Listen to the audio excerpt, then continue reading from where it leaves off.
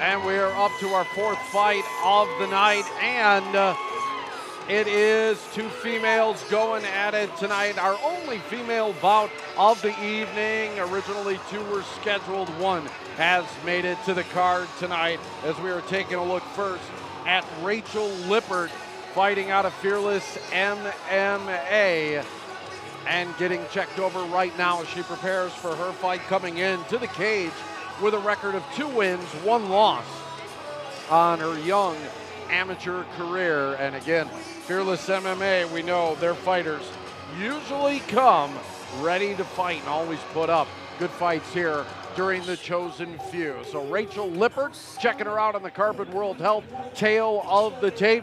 Her opponent, fighting out of Unified Martial Arts, is Courtney LeBouy. Let's take a look at her now.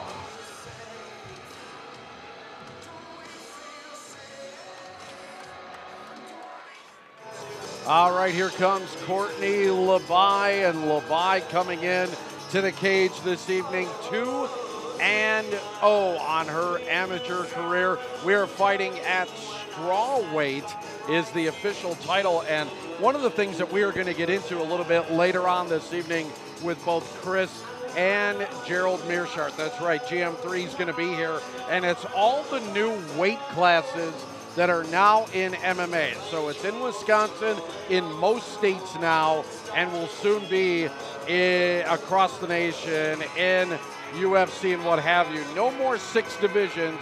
There are all kinds of divisions, much like you see in the world of boxing, and we will talk about that a little bit later on tonight. Right now we are fighting at strawweight, which is 115 and under. LeBouy and Lippert both making weight for tonight's fight and just about ready to go. Ladies and gentlemen, our fourth bout of the evening is once again brought to you by the Tint Factory. Features 3 rounds in our women's amateur strawweight division. Introducing first and fighting out of the Harley-Davidson of Madison blue corner. She stands in at 5'4" tall, weighing in at 115 ready pounds. In 3 amateur bouts, she has 2 victories, representing Fearless Mixed Martial Arts and hailing from Janesville, Wisconsin, Rachel Lippert. Her opponent is standing across the cage and fighting out of the Coliseum Bar red corner. She stands in at 5'4" tall, weighing in at 115 1/2 pounds. Undefeated in her amateur career, 2 bouts, 2 victories, 2 knockouts. Representing Unified Martial Arts from Oshkosh, Wisconsin, Courtney LeBouy. LeBouy and Lippert just about set to go in our strawweight and only female fight of the night. And, you know, Chris, it's kind of funny. I had Josh on the Sports News a couple of weeks ago. We were talking about female fights. There's a different kind of energy. The crowd absolutely goes wild for female fights. It's the crowd's most favorite fights aside from some main events that they're paying to see. But a lot of the reason is the fighters themselves. I give all the credit in women's MMA to the women that actually fight in the cage. They put out the best fights with the most energy that I've seen in the sport, and I've been with this sport for 20 years now. So you have to give all the credit to the fighters because they always put everything out there, Rich. So that actually begs the question then, why? Why do you think that they put out that kind of effort? The same reason that women are strong today in general society, because they're always coming in second place because we really are a man's society, and they have to seem to work harder than everybody else. And they show it right here with these tough fights that they put on. Absolutely, as you see Lippert now with her legs wrapped around the head. Looking for an armbar here, Rich. Trying to end this fight early on. We've had a couple of early rounds. Actually, it was just one fight so far that was ended in the first round. That was Rodney Alexander's Chimera that got a fight done. But right now, it is Lippert looking to end the fight early here, fighting out of Fearless MMA. And Lippert is a fighter who in both her victories went to decision, so we know she can go all the way with her fights. She's got the stamina to do it because she took those decision victories. Now, as far as Courtney goes, and you'd never tell it by her frame and her demeanor, 2 fights, 2 knockouts. So something different with both of these fighters. We'll see, especially on her back, how Courtney Labaye handles it, because she is obviously, even though it's earlier in her career, a knockout artist, yet now she's looking for a submission of her own here, and has got a triangle kind of locked in here, Rich. I don't see the arm across the neck, but she's still pulling down on the head. We're going to see if Lippert can handle it here. The crowd's starting to sense that maybe is something happening right here, but not yet, as she doesn't have it locked in quite yet. Well, she just swept the arm across. She's doing a good job right now pulling down on the head. And definite trouble here for Lippert, as Labaye now having the edge. What Labaye is trying to do here is she was going to try and switch to an armbar because of the way that Lippert had backed up. Now, this is an interesting position here because you have to also be careful with your feet. You cannot strike with your feet to either of their heads, so they have to be careful how they swing those back and forth, because even an accidental heel, the referee can stop the fight and take a point away or do anything like that. But these are, you normally don't see positions like this unless somebody's going for leg locks, which most leg locks are illegal in amateur mixed martial arts. So, and look, she's got the arm again. She's been trying to stretch out that arm of Labaye for a while now, and I just don't know if she's going to have the leverage to do it here. And when she gives up the leverage, that arm comes free. She's taking shots to the midsection. So round 1 in the books. These ladies exerting a lot of energy here in round number 1. We'll see what they got left for our second round next here on 57 Sports.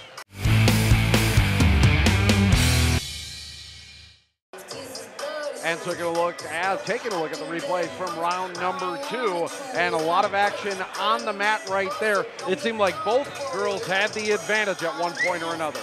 And this was something that, you know, could have went a few different ways. There was an arm bar almost there.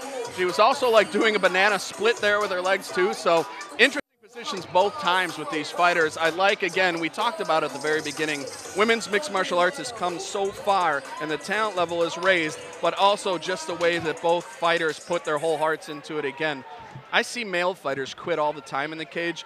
Yet to this day to see female fighters quit halfway through a fight. That's true, yeah. That's a very true statement.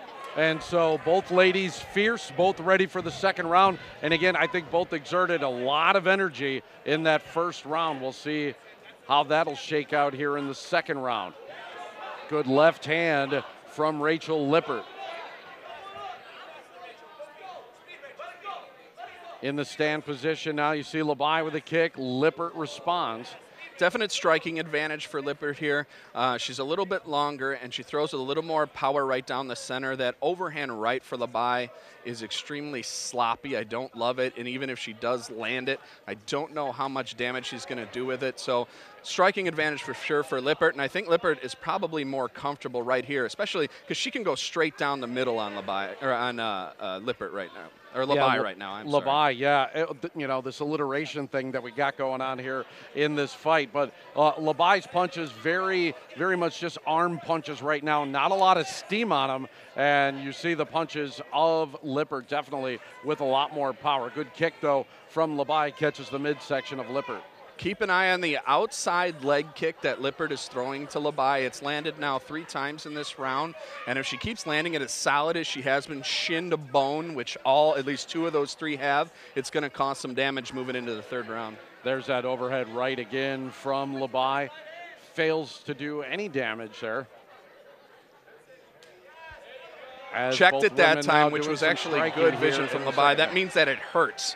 So those first 3 that landed have hurt, but it's good she's checking it now. Action slowed down here a little bit from what we saw in round number 1. Again, it looked like both fighters gave a lot of energy in that first round, and both looking to catch their breath here maybe a little bit in the second round. If she lands that outside leg kick again like she just did when Labaye has her leg planted, I also want you to pay attention to what happens to the knee. So not only are you landing stiffly on the thigh and really giving that Charlie horse feeling that ends up taking its toll, but the knee kind of explodes in almost like with an ACL type injury. So having your foot planted, that's what happens when you don't check the kick and lift your knee up, is you can really bust up the entire top half of your leg taking a kick when your plant foot is down like that. Good exchange right there as Labai was able to land a good right hand. That overhand right she keeps trying to land. Like you said, it's coming kind of sloppy, hasn't had a lot of steam, but she got one good one in.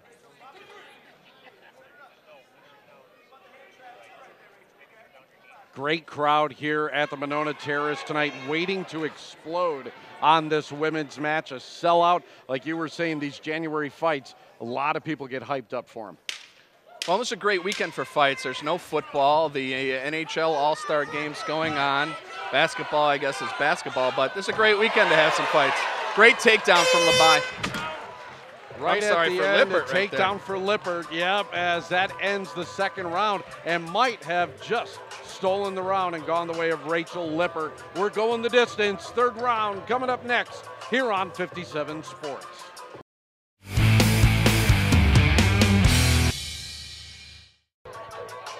Here's some of the action from round number 2, and where we saw round number 1 almost entirely on the mat. This was a round about striking. Chris, what are we looking at? Who had the edge? We're looking at is the dominance of Lippert on the feet here, landing the harder shots and the bulk of the shots. I like the leg kicks. I like the straight shots. And then also right there securing the round at the end with the takedown. That was a much easier round to call than the first round. Obviously, Lippert's going to take that round 10-9. The first 9 is pretty questionable because the first round was pretty questionable because it really was a good back and forth there. So I could actually give the first round a draw, leave this round to Lippert. So I really think Labai is going to have to do something different to end this fight in her advantage here. And we'll see what her corner tells her to do as we go to the third round. Both ladies looking to strike once again early here in round number 3. We'll see if they take it back to the mat like they had it in round number 1. And it's once again Lippert trying to land those kicks, as that's what she's leading with.